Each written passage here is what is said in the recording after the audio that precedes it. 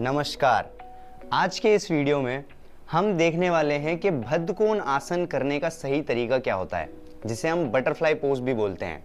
मुझे उम्मीद है कि आपको बद्धकोण आसन के फ़ायदे क्या क्या होते हैं ये पता होंगे।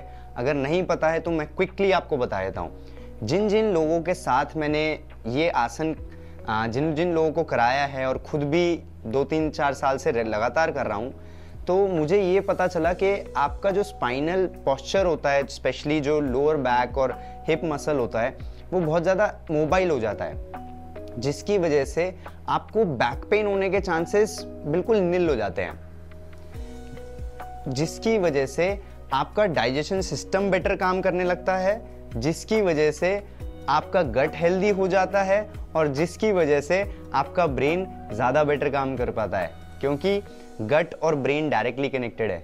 मुझे एक वाकया याद आ रहा है। मैं किसी को बद्धकोण आसन करा रहा था पहली बार। तो मैं पहली बार उनको ट्रेनिंग करा रहा था और पहली बार मैंने उन्हें बद्धकोण आसन कराया। तो जब भी वो ये पर्टिकुलर आसन करते थे तो उनको डकारें बहुत ज़्यादा आती थी, जो मुझे ये बता रहा था कि जब भी वो बद्धकोण आसन करते हैं कि उनका बॉडी का अलाइनमेंट बहुत अच्छा हो जाता है, जिसकी वजह से वो बॉडी ऑटोमेटिकली डिटॉक्स अपने आप टॉक्सिन्स बाहर निकालने लग जाती है बॉडी। बद्धकोण आसन से दो बड़ी कमाल की चीज़ होती हैं। पहला तो आपका जो मूलाधार चक्र है वो बैलेंस होने लग जाता है, उसमें एक बैलेंस और एक स्टेबिलिटी आने लग जाती है, जो कि बहुत ज़रूरी होता है सर्वाइवल इंस्टिंक्ट के लिए, जो कि बहुत ज़रूरी होता है हमारे ओवरऑल हेल्थ और वेलबींग के लिए और हमारी फिटनेस को कंप्लीट करने के लिए। सेकंड, और आज के टाइम में one of the most important चीज़ जो बद्धकोण आसन से होती है वो होता है कि इमोशनल स्टेबिलिटी मिलने लग जाती है, कि आप एक इमोशन को अपने अंदर स्टेबल रख सकते हो for a period of time.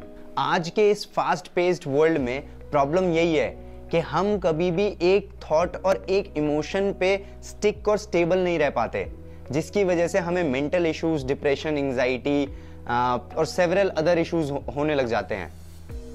तो बद्धकोण आसन इसका एक बहुत ही ज़बरदस्त आसन है या एक्सरसाइज कह सकते हैं, जो कि आपको इमोशनल स्टेबिलिटी देता है और आपके जितने भी मेंटल इश्यूज हैं वो रिजॉल्व करने में बहुत ज़्यादा मदद करता है, अगर आप बद्धकोण आसन सही तरीके से कर सकते हैं तो।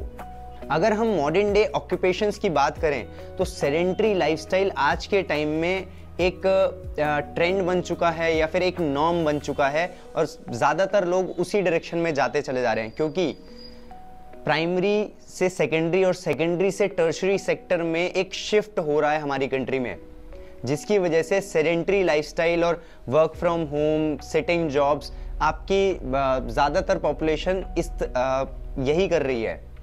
तो जिसमें बद्धकोण आसन बहुत इंपॉर्टेंट हो जाता है। क्यों?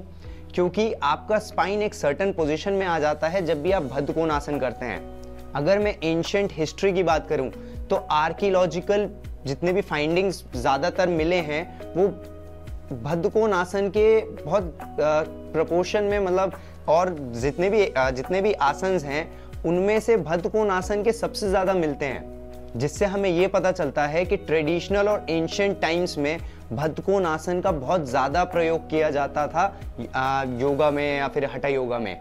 तो चलिए सबसे पहले देख लेते हैं कि बद्धकोण आसन करने का सही तरीका क्या है।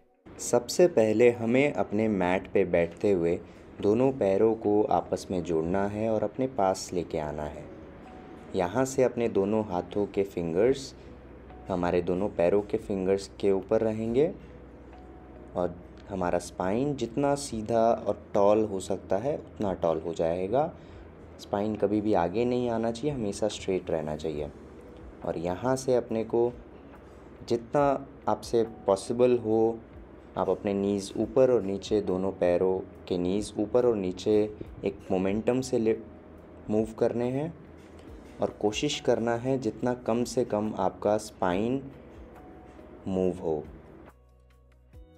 और कोशिश करना है ब्रीदिंग थोड़ा सा डीप होना चाहिए नॉर्मल से। और ये आसन करते हुए हमारा सारा ध्यान हमारे बेस ऑफ द स्पाइन, मूलाधार चक्र पे होना चाहिए, जहाँ पे हमारा टेल बोन होता है। थोड़ा सा ग्रोइन पे हमारा ध्यान जाएगा क्योंकि हमारे ग्रोइन इससे लूज़ होते चले जाते हैं। अगर हम साइड एंगल से देखें तो हमें कुछ ऐसा दिखेगा। बद्धकोणासन करते हुए एक चीज़ का बहुत ध्यान रखना होता है कि हमें हमारा स्पाइन कभी भी टाइट नहीं करना होता है, हमेशा रिलैक्स्ड और स्ट्रेट रखना होता है। अगर आपको बद्धकोणासन करने में कोई दिक्कत हो रही है तो आप ये सिंपल वेरिएशन यूज़ कर सकते हैं। आपको पिलो का यूज़ करना है, पिलो के ऊपर अपना हिप रखना है और हमारे पैर अगेन हमारे मैट पे होंगे और सेम थिंग जो हमने नॉर्मल वेरिएशन में करते हैं वो सेम हमें पिलो के साथ करना है, बट कोशिश करना है हमारा बैक कभी भी बेंड ना हो। अगर हम साइड एंगल से देखें तो हमें कुछ ऐसा दिखेगा।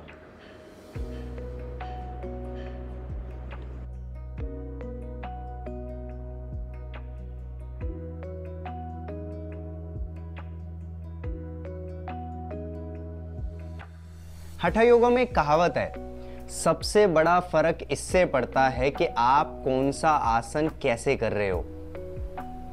मतलब आप कितना इन्वॉल्व होके कर रहे हो, कितना लग के कोई भी आसन कर रहे हो, इससे सबसे ज़्यादा फर्क पड़ता है कि आप उससे कितना ज़्यादा उस पर्टिकुलर आसन से निकाल पाओगे। अगर मैं आपको आसान भाषा में समझाऊं कि जब भी मैं बद्धकोण आसन कर रहा हूं तो मुझे कोशिश करनी है कि ये आसन जो मैं कर रहा हूँ, इससे इम्पॉर्टेंट चीज़ मेरी लाइफ में, इस दुनिया में इस वक्त कुछ और नहीं है। ये आसन मैं कितना अपने बेस्ट ऑफ द एबिलिटी पे कर सकता हूँ, इस पे मुझे सबसे ज़्यादा ध्यान देना है। अगर मैंने इस पे सबसे ज़्यादा ध्यान दे दिया तो ऑटोमेटिकली बद्धकोण आसन मेरे लिए वो काम कर सकता है जो काम मैंने कभी सोचा भी ना हो। लेकिन बद्धकोण आसन या फिर बटरफ्लाई पोज आपको करना कितना चाहिए, ये डिपेंड करता है फ्रॉम पर्सन टू पर्सन। मेरा पर्सनल एक्सपीरियंस है, मैंने 3 मिनट भी किया हुआ है, 10 मिनट भी किया हुआ है, 15 मिनट भी एट स्ट्रेच किया हुआ है। अगर मैं जनरल रूल की बात करूं तो 2 मिनट से 5 मिनट आप आराम से ये कर सकते हो। और अगर आपको मैंने कोई एडवाइस दी है कि ये वीडियो से पहले कि आपको इतना करना है तो आप ज़रूर उतना ही करना। तो आई होप आपको ये वीडियो बहुत पसंद आई हो और आपने इस वीडियो से बहुत कुछ सीखा हो।